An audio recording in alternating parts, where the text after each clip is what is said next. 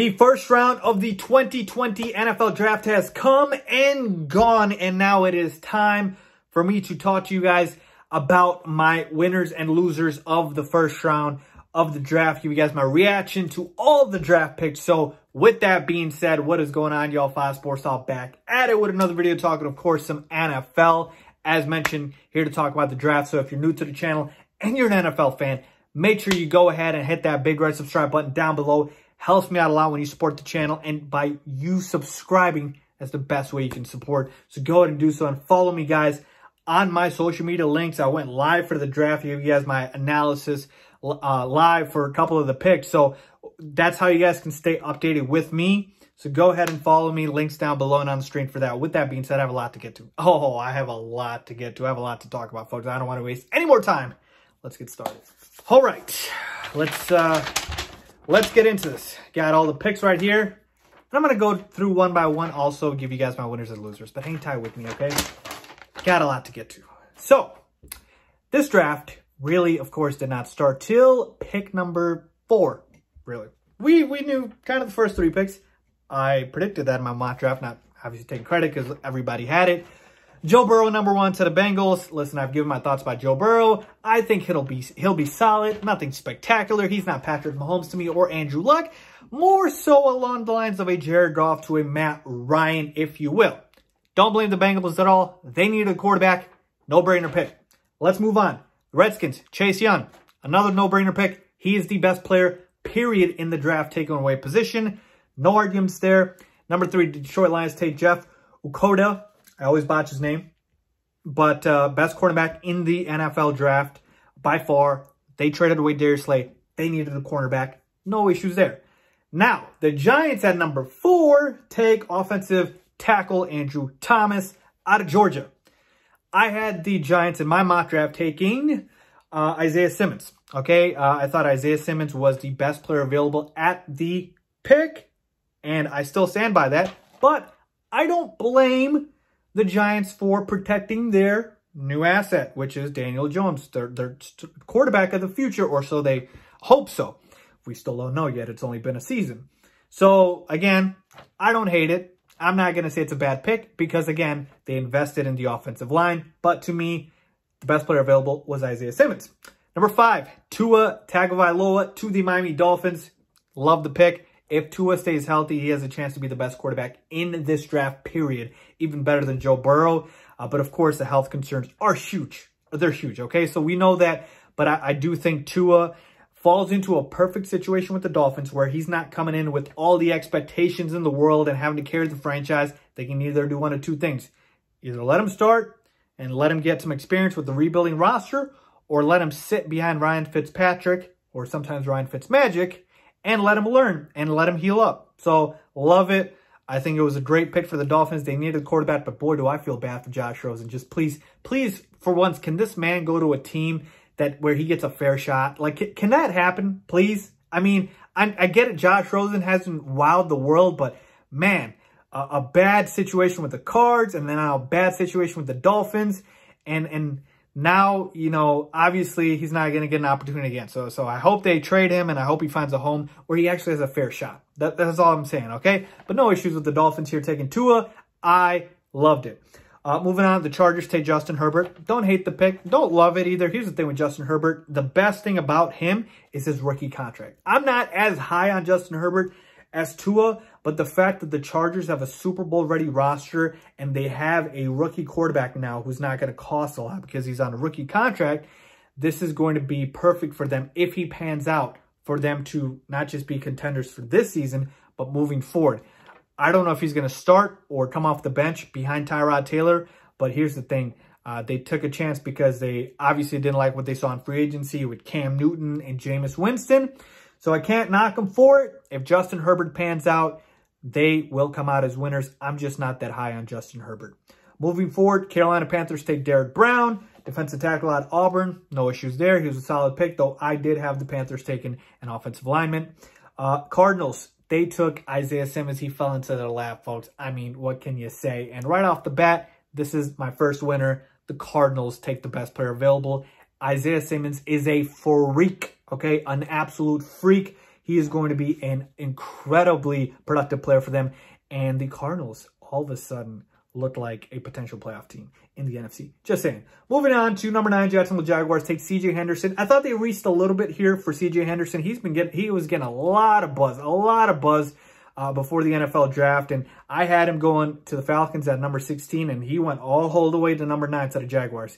So they did have a need at corner. They filled it, but again, I think they reached a little bit here. Cleveland Browns take Jedrick Willis. I thought they'd take Mekhi Becton, who went with the next pick to the Jets.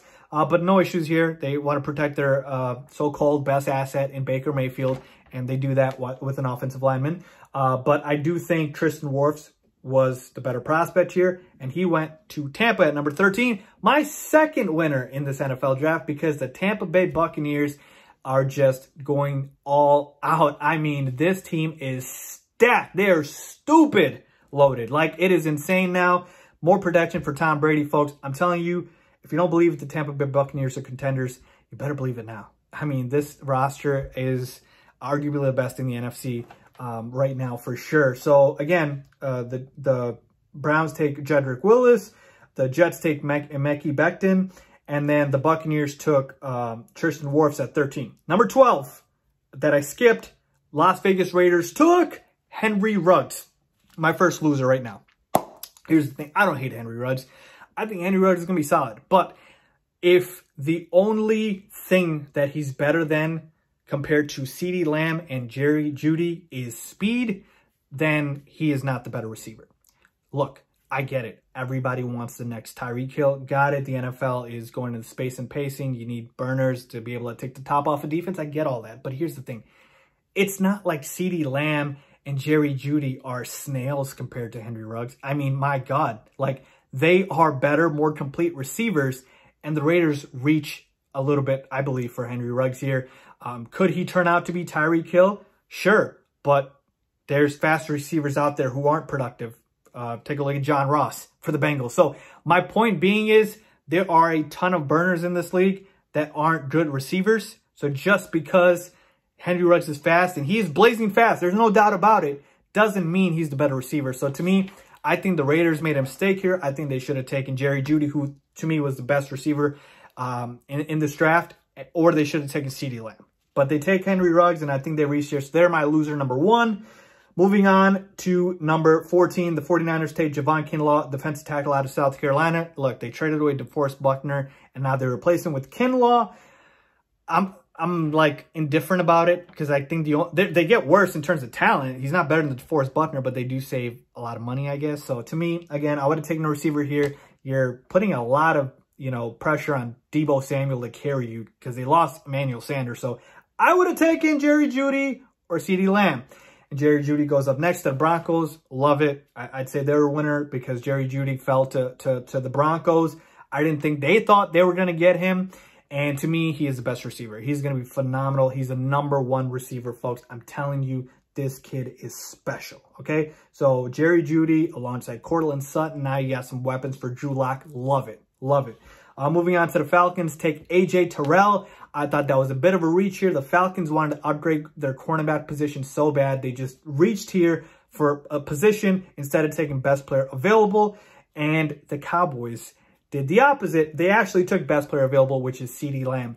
And let me just say, right now, oh, my paper just fell. That's funny. Right now, do the Cowboys have the best receiving core potentially in the NFC? I mean, Amari Cooper, Michael Gallup, and CeeDee Lamb. That's disgusting. So Dak Prescott is going to have no shortage of weapons. And I know for a fact the Cowboys didn't think CeeDee Lamb was going to fall to them.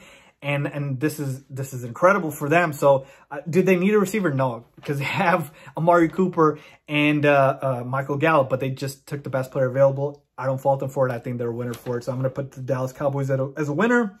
And then moving on, I'll skip around with a couple of the rest of these picks here. Dolphins took a tackle on Austin Jackson. No issues there. You got to get protection up front. Eagles at number 21 take Jalen Reagor. They passed up on Justin Jefferson, which was very surprising. I would have taken him. He went a pick later to Minnesota, who I think was a winner in this draft. Justin Jefferson's going to be a stud, best slot receiver in this draft. And now you got somebody clear you can replace Stephon Diggs with. So I love that for them. Chargers take Kenneth Murray, linebacker out of Oklahoma. No issues there. And then let's talk about pick number 26. The Green Bay Packers take Jordan Love, quarterback out of Utah State. Now, here's the thing. I'm not super high on Jordan Love, but more so with the Packers themselves. They have a bunch of holes. They had a bunch of holes on the roster. Another receiver alongside Devontae Adams clearly was a need, I believe, for them. They needed a tight end. So they had a billion needs, okay? But they take a quarterback. Now, Jordan Love is obviously going to sit behind Aaron Rodgers. But Aaron Rodgers is, I believe, 35 or 36. He's got still at least 3 years, if not 5 years left.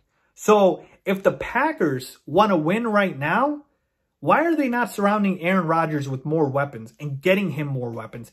But they take a quarterback. Now, to me, this is the Packers, I believe, trying to outsmart themselves and saying, listen, let's do to Aaron what we did to Brett.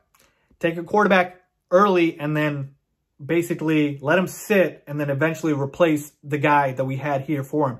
And to me, I'm not saying this is bad long-term, because long-term, after sitting behind Aaron Rodgers, Jordan Love could turn out to be a stud. All I'm saying is if the Packers don't win a Super Bowl in Aaron Rodgers' remaining years, they will come back to this draft and say, we could have taken an impact player for Aaron Rodgers, whether that's offense or defense, but we went with the quarterback, and that could come back to bite him. So to me, this pick didn't make sense. I wasn't a big fan of it. Could it work out long-term? Sure. But short-term, not a big fan of it at all. And then basically the rest of the draft, I mean, you got guys like Patrick Queen going to the Ravens, Noah Ogane going to the Dolphins, a cornerback out of Auburn. I had him going in the second round. So overall, not too many other surprises, but a ton of guys that did not get drafted that are on the board still for the second round. Guys like Yetur Gross-Matos, AJ Espinoza, T. Higgins, KJ Hamler, DeAndre Swift, Trayvon Diggs, Jeremy Chin, Denzel Mims. I mean, there's a bunch of guys that I had in the first round in my mock draft that didn't get drafted. So overall, those are my thoughts on the NFL draft, the first round, my winners and losers. So again, just to recap for you guys, I had the Cardinals as winners, the Bucs, the Cowboys, the Vikings, and potentially the Dolphins too. I like what they did. Losers, the Raiders, Packers, Falcons. So there you have it, folks. My thoughts on the NFL draft. Let me know if you guys agree or disagree. Leave a comment down below with your thoughts, guys. And make sure if you like this video that you give it a big thumbs up. As always, thanks for watching.